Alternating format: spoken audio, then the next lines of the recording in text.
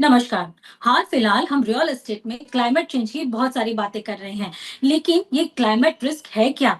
हमें ये कैसे इम्पैक्ट कर सकता है? चलिए आज हम उसकी चर्चा करते हैं। आज हमारे साथ जुड़ रहे हैं अश्विन पारिक एडवाइजरी सर्विसेज के अश्विन पारिक। अश्विन जी, स्वागत है आपका। Thank you.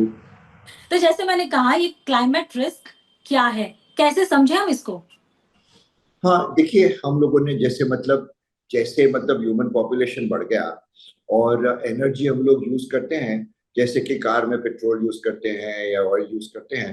तो एनर्जी यूज करने की वजह से एनवायरनमेंट में जो उसका जो इम्पैक्ट असर रहा, जो हम सब जानते हैं, उसकी वजह से जो हम डे टू डे में भी अनुभव करते हैं, वो भी हम सब जानते हैं। लेकिन क्लाइमेट रिस्क का मतलब ये हुआ कि मतलब अगर हमने कार्बन का कंटेंट एनवायरनमेंट के अंदर बहुत बढ़ा दिया, तो आगे चलकर ह्यूमन एग्जिस्टेंस के ऊपर ही मतलब बड़ा खतरा होता है। तो हम लोग देख रहे हैं कि उसके असर क्या होते हैं। बहुत विभिन्न जगह में हमारे डे टू डे लाइफ में भी हम देखते हैं कि उसकी वजह से, क्लाइमेट रिस्क की वजह से, जो मतलब एक 100 साल पहले जो मतलब आदमी जिया था, तो हम्म। उसको जो इसको मतलब उस तरह की जो लाइफ है जिसके में हवा जो प्योर रहती थी, कार्बन कंटेंट या कार्बन के जो कॉम्बिनेशन है, कार्बन मोनोऑक्साइड वगैरह, वो जो कम रहते थे। तो उसकी वजह से अब क्लाइमेट की वजह से ये सारे नए रिस्क या नए जो खतरे हैं ह्यूमन लाइफ के ऊपर, हम्म। ये अब नए उभर के आ रहे हैं। तो हम कह सकते हैं, ये प्रदूषण की जो हम बातें करते हैं या कहीं पानी की शॉर्टेज हो रही है, ये बातें करते हैं शायद, क्या आप इससे रिलेट कर रहे हैं? बिल्कुल। देखिए, हम लोगों ने देखा था कि जैसे मतलब पानी की शॉर्टेज है, तो देखते हैं हम लोग कि जैसे हम लोग मॉनसून में एक निश्चित समय था, 20 साल पहले, 50 साल पहले, 30 साल पहले, एक निश्चित समय था कि इसी समय पे वर्षा होनी है। अब देखते हैं तो निनो इफेक्ट आता है, ये इफेक्ट आता है, डिप्रेशन कहीं पे वातावरण में हो जाता है, उसकी वजह से कम मौसम की भी बारिश हो जाती है। ये सब जो जो जो अलग अलग जो मतलब थ्रेट्स हैं, जो जो अलग अलग जो हिस्से हैं, ये ह्यूमन लाइफ में हमारे डे टू डे में अब इतने बढ़ गए हैं। हाँ, एक तरह से हम लोग अगर इसको सोचते नहीं है, तो हमको पता नहीं चलता कि हमारी लाइफ में कितना इम्पेक्ट करता है। लेकिन बहुत गहरा असर इसका हमारे ऊपर है, हमारे लाइफ के ऊपर है। हाँ, अश्विन जी, जब हम क्लाइमेट चेंज की बात करते हैं या क्लाइमेट रिस्क की बात करते हैं ना, तो हमारे बैक ऑफ द माइंड पहला सवाल आता है, अरे हिमालय में कोई ग्लेशियर पिघलेगा या फिर अंटार्कटिका में कोई ग्लेशियर पिघलेगा, उसको जाके 50 साल 100 साल में हमें कोई तो इम्पैक्ट होगा या हमारे बच्चों या उनके बच्चों को वो डिफिकल्टी फेस करनी पड़ेगी। लेकिन आज हम जिस बात पे चर्चा कर रहे हैं, क्या ये रिस्क 50 ना कर बल्कि 25 साल में हम पे आ सकता है? क्या आप ऐसा इंडिकेट कर रहे हैं कि ये रिस्क अभी बहुत नजदीक है? ये देखिए, इसके दो हिस्से हैं। पहले तो ये जो हम रिस्क जो हम समझते हैं, जैसे ग्लेशियर का मतलब मेल्ट डाउन होना, ये तो एक ही रिस्क है। वो उन 50 रिस्क में से मतलब बहुत सारे अलग अलग रिस्क हैं। उसमें हम एक ही चीज को हम लोग ध्यान लेके मतलब उसमें हम लोग ज्यादा हम लोगों ने सोचा है। ये मात्र ये ही नहीं है। जैसे हम लोग देखते हैं कि ठंडी के मौसम में दिल्ली से फ्लाइट लेट होती है, तो इसकी हम्म। वजह आप जब देखेंगे तो प्रदूषण है, स्मॉग जो है, उसका कंटेंट इतना है कि एरोप्लेन को, फ्लाइट को, जो मतलब पायलट है, उसको नजर में भी नहीं आता, रनवे भी ढंग से, क्योंकि वो सारा कवर हो जाता है। ये हमारे डे टू डे लाइफ में इम्पेक्ट हो गया। मतलब कोई आदमी मतलब नॉर्थ की किसी भी एयरपोर्ट से कहीं पे भी बाहर जा रहा हो, तो नेचुरल डिले हमारी लाइफ में होने को शुरू हो गया है। हवा का जो है कंटेंट, जो है प्योर हवा का जो कंटेंट है, हम लोग आए दिन ये देखते हैं कि इस दिन पे, इन दिनों में मतलब हवा की जो जो कॉम्पोजिशन है, क्वालिटी जो है। क्वालिटी जो है, जो बिल्कुल हमारे मतलब हेल्थ के ऊपर भी विपरीत असर करती है। वो हम्म। सब सारी चीजें अभी हमारे नजर में आ रही है। ये सब क्लाइमेट रिस्क का ही हिस्सा है। आज हम ये चर्चा कर रहे हैं रियल एस्टेट चैनल पे। मैं ये पूछना चाहूंगी कि जो हमारे आज व्यूअर्स हैं, वो हम इस क्लाइमेट चेंज के टॉपिक को और रियल एस्टेट को कैसे जोड़े? आज हम क्यों ये चर्चा कर रहे हैं रियल एस्टेट के लिए?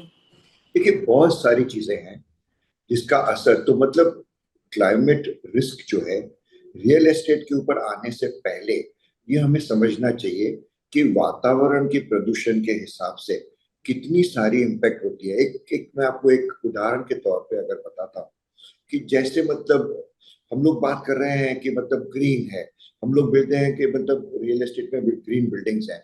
ये क्या हम लोग बात कर रहे हैं? तो इसका जो मतलब है ये है, रियल एस्टेट के आने से पहले मैं बता दूं, सारा जो मतलब दुनिया भर के सब विश्व के सब देशों को इस चीज के ऊपर क्यों ध्यान लगा हुआ है कि ग्रीन मतलब हवा का जो या एटमॉस्फेयर का जो एनवायरमेंट का जो कंटेंट है वो उसको क्यों इम्प्रूव करना चाहिए ह्यूमन एग्जिस्टेंस के लिए।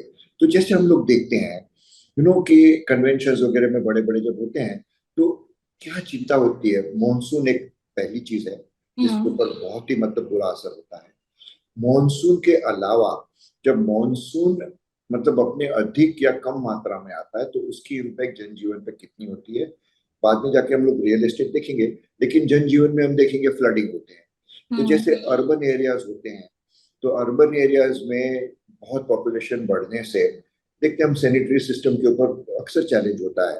बिल्कुल। मुंबई में अभी थोड़े दिन बारिश होती है हम लोग सब जानते हैं। जुलाई में अगर बारिश एक दो दिन 26 जुलाई मतलब एक मुकर्रर तारीख है कि जिसमें लोग थोड़ा सा डरते ही रहते हैं कि अगर बहुत सारी बारिश हो गई दिन में 4 या 5 इंच से ज्यादा होगी तो फ्लडिंग शुरू होना होता है। फ्लडिंग में हम लोग नहीं समझते कि फ्लडिंग के जो विपरीत असर है हम लोग कल ही एक दिन की छुट्टी या 4 दिन हम लोग नहीं काम कर पाएंगे उतना ही सोचते हैं। हम ये नहीं सोचते कि जो पानी जो है वो कभी जैसे मतलब हमने देखा एक समय पे कि मतलब बहुत सारे बम्बई में भी जब फ्लड आए थे तो हम्म। गाड़ियां बहुत मतलब पूरी बिगड़ चुकी खराब हो गई थी। बिल्कुल। गाड़ियां खराब हो चुकी थी। मकानों में पानी में नीचे तक मतलब पानी ग्राउंड फ्लोर से के कहीं कहीं जगह पे जो लो वाटर लाइंग एरियाज है जैसे मुंबई का हिसाब देखिए जुहू है वडाला ये सारे लो लाइंग जो एरियाज है जहाँ पे हम्म। पानी भरने से लोग ग्राउंड फ्लोर के लेवल पे कहीं कहीं पे फर्स्ट फ्लोर के लेवल पे पानी उभर आता है। हम्म। तो ये सब सारी चीजें जो होती है वो धीरे धीरे करके हमारे जनजीवन को प्रभावित तो करती ही है। हम लोग ये सोचना है भूल जाते कभी कभी कि ये सारा क्लाइमेट रिस्क का ही हिस्सा है। ये सारा जो कारण है तो जैसे एक फ्लडिंग हो गया एक तरफ से दूसरी तरफ आप देखेंगे कि हम लोग लेक्स में देखते हैं पानी का जो लेवल होता है हम्म। अचानक से कम आता है अचानक से बारिश कम हो गई तो ज्यादा होता है। ये जो नीनो का जो इफेक्ट होता है या जो जो बारिश कम होने का जो इफेक्ट होता है ये सब क्लाइमेट की वजह से ही है। अब हम्म। ये जो क्लाइमेट की जो असर है जैसे ह्यूमन लाइफ पे होती है उसी तरह से ये रियल एस्टेट में भी होती है। तो इसका जैसे। प्रभाव बिल्कुल रियल एस्टेट पे भी होता है। रियल एस्टेट में जाने से एक पहले मैं बता दूं हम्म। विश्व भर के जो मतलब सब बड़े बड़े कंपनीज हैं जो मतलब राष्ट्र हैं बड़े तो इन्होंने सबने नेट जीरो कार्बन का एक टारगेट बना के रखा है। बिल्कुल। नेट जीरो कार्बन का मतलब ये हुआ कि हम लोग कम से कम वातावरण को अगर क्लीन न कर पाए तो कम से कम प्रदूषित तो ना करें। मतलब हम्म। इतना तो हम लोग जैसे मतलब नेट जीरो का मतलब ये हुआ कि हम एनवायरमेंट के अंदर हो सके उतना या तो बिल्कुल नहीं ही कार्बन हम लोग उसको कार्बन के जो कॉम्बिनेशन है मोनोऑक्साइड है कार्बन के वो सब हवा में जो ह्यूमन लाइफ को बहुत खतरा देता है उसको हम कम करेंगे। तो जैसे हम लोग ये देखते हैं कि उसी सामने की तरफ में एक ग्रीन का जो प्रभाव चला है ये ग्रीन हम्म। का प्रभाव क्या है। मतलब कल जाके हम लोग कार्बन क्रेडिट्स की हम लोग बात कर रहे हैं जो एक नेगोशिएबल इंस्ट्रूमेंट बन सकता है। तो ये क्रेडिट खरीदने से अगर मैं हवा में कार्बन मोनोऑक्साइड इतना देता हूँ और मैं कार्बन क्रेडिट उतना खरीदता हूँ तो एक जिम्मेवार कॉर्पोरेट नागरिक के हिसाब से मैं ये तय करता हूँ कि मतलब मैं नेट जीरो कार्बन की तरफ में एक प्रगतिशील मैं खुद अगर कार्बन को कंजम्पशन या हवा में उसको छोड़ने की कम नहीं कर पाता तो मैं कम से कम जो दूसरे करते हैं जैसे हमने देखा कि थर्मल एनर्जी के बदले में हम लोग सोलर एनर्जी यूज करते हैं जी। तो एनवायरमेंट पे बड़ा उसका असर होता है। मतलब थर्मल के हिसाब से जो कोयले का जो कार्बन है वो हम्म। हवा में प्रदूषित ज्यादा करता है। सोलर पैनल इतने प्रदूषित नहीं करते विंड एनर्जी तो बिल्कुल कम करता है। तो इसलिए हम देख रहे हैं मुंबई में हो या भारत में हो, ज्यादातर कमर्शियल बिल्डिंग्स जो है वो ईएसजी कैटेगरीज में सबसे पहले होती है, क्योंकि उनके लिए वो इंटरनेशनल नॉर्म्स बन गए हैं कि उनको वो फॉलो करने ही है। लेकिन आज भी हम देखें तो रेसिडेंशियल बिल्डिंग अभी भी इस नॉर्म्स को कहते हैं ना अमुक अंश तक इम्प्लाई करते हैं, यूज करते हैं, लेकिन हर कोई नहीं कर पाता है। क्या ये इंडिविजुअल और डेवलपर दोनों के बेस पे ये ज्यादा इंपॉर्टेंट है या दोनों के लिए अलग अलग है? हाँ तो अब हम जाके रियल एस्टेट के ऊपर आते हैं। हम्म। तो इस हिस्से में हम लोग ऐसे बात करेंगे कि जैसे प्रभाव क्या होता है रियल एस्टेट के ऊपर। तो अगर हम देखेंगे कि ग्रीन का जो आपने स्टैंडर्ड का जो बताया डेवलपर का तो ये मेरे ख्याल से यूरोप में इसका शुरू मतलब ये सोच जो पर्टिकुलर सोच है इस सोच की शुरुआत हम लोग यूरोप में देख रहे हैं। यूरोप एक ऐसा मतलब कॉन्टिनेंट है जहाँ पे कार्बन सबसे मिनिमम हवा में इन लोग देते हैं। और व्हीकल के अलावा, क्योंकि उनके जो एनर्जी कंजम्पशन है, तो एनर्जी भी ऑयल से उन लोग एनर्जी बनाते हैं, कोयले का इस्तेमाल बहुत कम करते हैं, और न्यूक्लियर एनर्जी से बनाते हैं और सोलर पैनल से एनर्जी बनाते हैं। तो धीरे धीरे करके यूरोप में ये जो एक प्रभाव चला, तो उन्होंने पहली ही बार ग्रीन बिल्डिंग क्या होते हैं, रियल एस्टेट ग्रीन क्या होता है, उसके स्टैंडर्ड बनाना शुरू किया। तो वो ग्रीन जब बनाते हैं, तो जैसे हर चीज के अंदर ग्रीन रहता है, कंस्ट्रक्शन के मतलब शुरू से लेके जहाँ नींव डालते हैं, वहां से प्लिंथ एरिया बनाते हैं हम लोग, वहां से लेके पूरा जो एक ढांचा, जो एक स्टैंडर्ड जो होता है, वो स्टैंडर्ड यूरोप ने पहले तय किया। अब यूएस में भी इसका अच्छा सा प्रभाव देख रहे हैं हम लोग।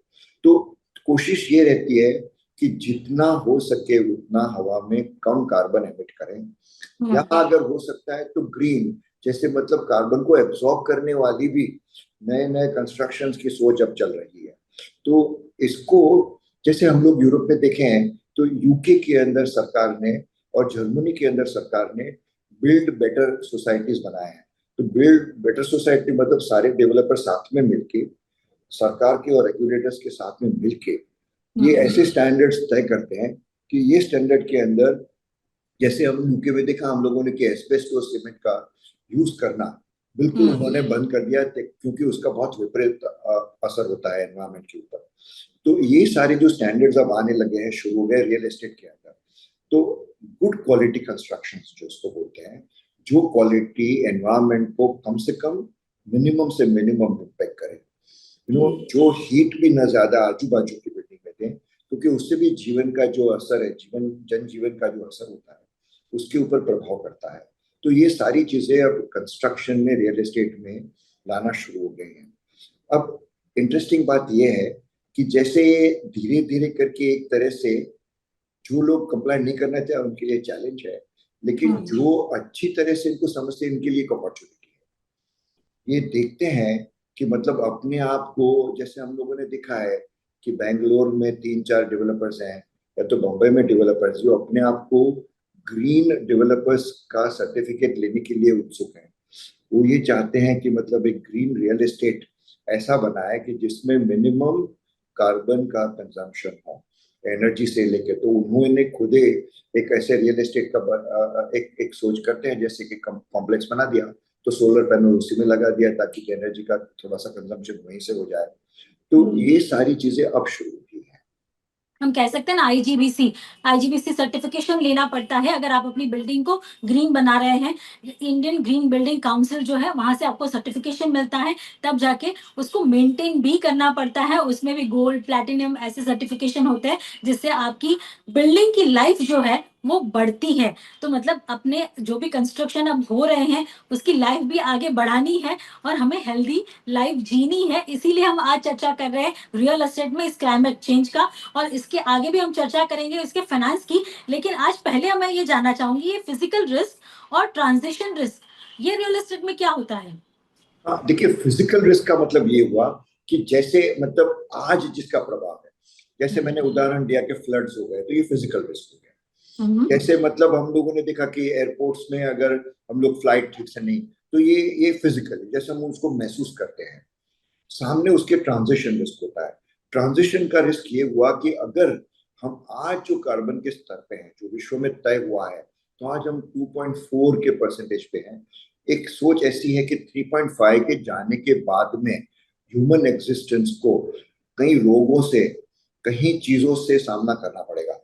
तो पूरा मतलब विश्व, पूरे जनजाति जो है वो सारी 2.4 लेवल से लेके हर एक लेवल के ऊपर न जाए, इसके लिए चिंतित है। तो ये पहला असर क्वांटिफिकेशन का हो गया। जैसे पहला एक हम लोगों ने स्तर तय कर लिया। अब रियल एस्टेट के क्वांटिफिकेशन का और रिस्क का जैसे लेते हैं, तो खाली एक मैं बता दूं कि कोई भी रियल एस्टेट का जो मतलब एक प्रोजेक्ट होता है, तो उसमें 3 हिस्से, 3 मतलब स्टेक होल्डर्स होते हैं। एक तो जो डेवलपर है, जो खुद जिसकी स्टैंडर्ड की बात हमने अभी अभी करी। दूसरे जो होते हैं वो लेंडर्स होते हैं। कभी कभी लोग पैसा अपना नहीं देते हैं तो बोरो करते हैं लेंडर्स के पास में। तो दूसरा एक स्टेक होल्डर हो गया लेंडर। और तीसरा जो स्टेक होल्डर है वो वो कंज्यूमर हिमसेल्फ। तो तीनों में अब धीरे धीरे करके कॉन्शियसनेस आना शुरू हो गया है। लेंडर्स भी अब कॉन्शियस हो रहे हैं कि हम लोग किस प्रोजेक्ट को बैक कर रहे हैं। कस्टमर्स अब कॉन्शियस हो चुके हैं कि हम लोग ग्रीन प्रोजेक्ट को सिलेक्ट इसलिए करें। जैसे हम लोगों ने देखा ना, हम लोग जो डे टू डे में कार यूज करते हैं तो इलेक्ट्रिकल व्हीकल का क्यों इस्तेमाल करना हम शुरू करते हैं। सोच बिल्कुल। यही है कि एक नागरिक, एक अच्छे नागरिक होने के हिसाब से मैं ये सोचूंगा कि मैं डीजल वाली गाड़ी के बदले में पहले पेट्रोल वाली लूं। अब ये सोच है कि पेट्रोल भी छोड़िए, चलिए मैं इलेक्ट्रॉनिक व्हीकल हूँ या इलेक्ट्रिकल व्हीकल हूँ। ये सब जो एक ह्यूमन कंज्यूमर के अंदर भी जो एक प्रभाव है, जो चेंज है, हम देख रहे हैं हमारे सामने ये सब हो रहा है। तो डेवलपर, लेंडर और तीनों जो है वो मिलके इसके बारे में ज्यादा से ज्यादा कॉन्शियस हो रहे हैं। ओके, तो ये ट्रांजिशन रिस्क इसे कहते हैं। ट्रांजिशन रिस्क इसी को कहते हैं।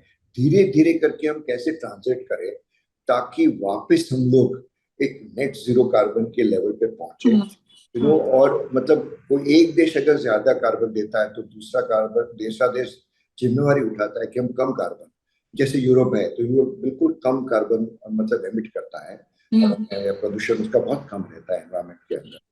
तो ये एक ट्रांजिशन रिस्क का हिस्सा है। तो अगर आज कोई डेवलपर या कोई बिल्डर सोच के समझ के आगे अपना प्रोजेक्ट चालू करना चाहता है, कोई लॉन्च करना चाहता है, प्रोडक्शन शुरू करना चाहता है, तो क्या उसको क्लाइमेट रिस्क को मद्देनजर रखते हुए ही काम करना चाहिए? बिल्कुल। तो सबसे पहले तो ये स्टैंडर्ड की बात है। हम्म। तो स्टैंडर्ड मतलब ये हो गया कि एक तो मिनिमम कंप्लायंस का स्टैंडर्ड हो गया। इससे ऊपर चलकर मतलब कई सारे लोग हैं जो मतलब डेवलपर्स जो है तो एक नई सोच के भी लेके आते हैं। जैसे मैंने बताया कि कॉम्प्लेक्स के अंदर सोलर पैनल डालना, तो सर्टिफाई करना, तो ये एक कंस्ट्रक्टिव मतलब कंप्लायंस से ऊपर जाके एक कंस्ट्रक्टिव हो गया। अब हिस्सा ये आएगा, मजे की बात ये रहेगी कि इसके अंदर अगर लेंडर इसको रिकॉग्नाइज करते हैं, जो धीरे धीरे कि हम ग्रीन फंडिंग में देख रहे हैं, लेंडर अब इसको इसको रिकॉग्नाइज कर रहे हैं।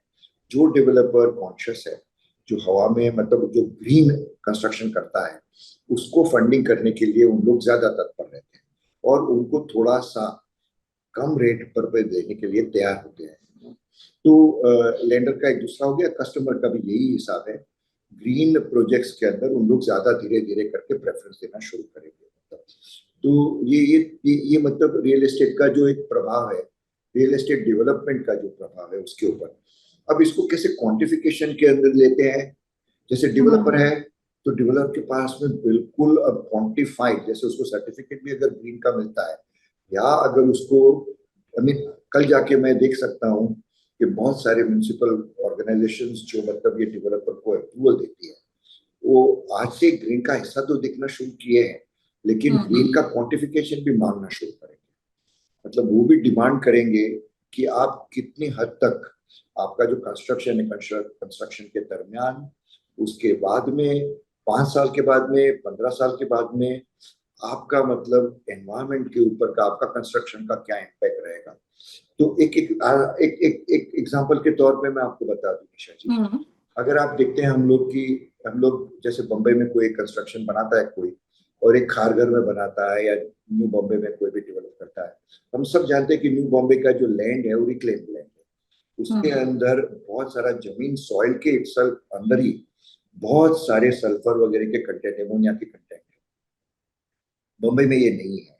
तो एक डेवलपर जब कोई बिल्डिंग जब डेवलप करता है, तो हमने देखा था लास्ट टाइम भी हमने देखा जब बम्बई में फ्लड हुए, तो खारघर वगैरह के जो बिल्डिंग्स है उस पर बहुत बहुत मतलब गहरा असर उसका एडवर्स इफेक्ट जो था हमने देखा था वो।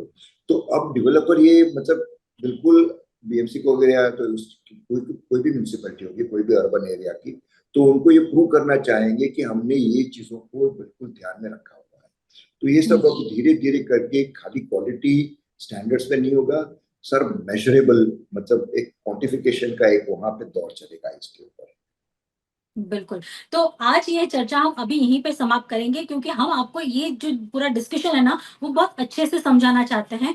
ये 2 पार्ट में आपको एपिसोड मिलेगा। आज फर्स्ट पार्ट में हमने चर्चा की है कि भई ये क्लाइमेट रिस्क क्या है, इसको कैसे हम जानें, वो रियल एस्टेट को कैसे इम्पैक्ट कर रहा है, डेवलपर्स और बिल्डर्स को इसके लिए क्या करना चाहिए और इसके फाइनेंस पे, यानी कि आपके रियल एस्टेट की बिल्डिंग के फाइनेंस पे इसका क्या असर पड़ सकता है, ये मेन टॉपिक है जिसकी चर्चा हम आने वाले सेकंड पार्ट में करेंगे। तो पूरी जानकारी के लिए जुड़े रहिएगा। अश्विन जी, बस एक छोटे से ब्रेक के बाद दूसरी कड़ी में हम वापस इस पे चर्चा करेंगे। Thank you so much.